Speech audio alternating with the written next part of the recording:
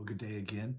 This is Pastor Spence, and I am here with your morning thought of the day. And here it is, more of a question, really. How are you going to finish? In Deuteronomy 34, it's all about the death of Moses.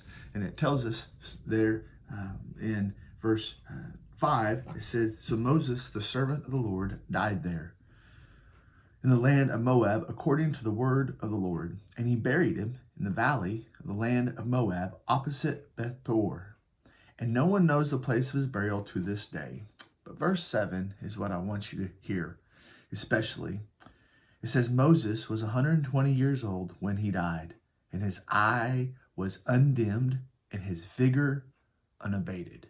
Oh, what an amazing testimony about a man that had given most of his life to the Lord. That on the day that God was ready for him to come home, on the day that he died and left this earthly life for an eternal heavenly life, that is said that his eye was undimmed and his vigor unabated.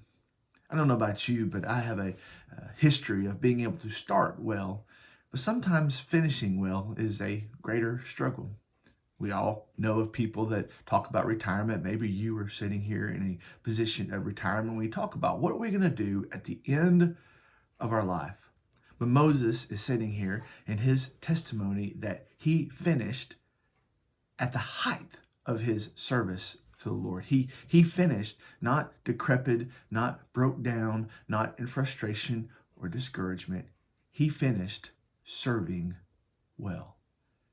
Every day, you and I influence and impact how we are going to finish.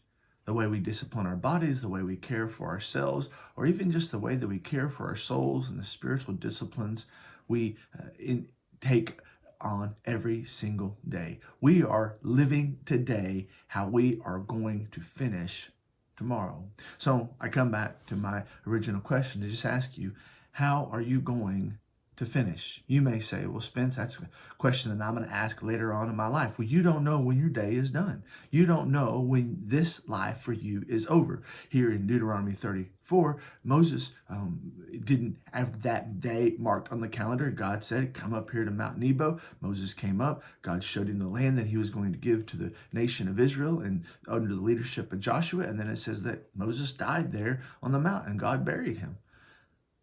So what happens, or what would happen, if today was your last day? Could it be said of you that you died with your eye undimmed and your vigor unabated? Would it be said of you that you died serving the Lord? Or maybe a little less morbid, if today was the day that you crossed the finish line, would you have crossed the finish line serving God to your fullest, serving God to your maximum capacity? My hope and my prayer for us as a people, and as you're watching this, wherever you might be and whenever you might be watching this, my prayer is that you'll consider how it is that you're going to finish this life in service to your Creator. Let's have a word of prayer. Father, I thank you for these people that are watching. And God, I ask that you would remind us that our finish matters and the way that we finish matters.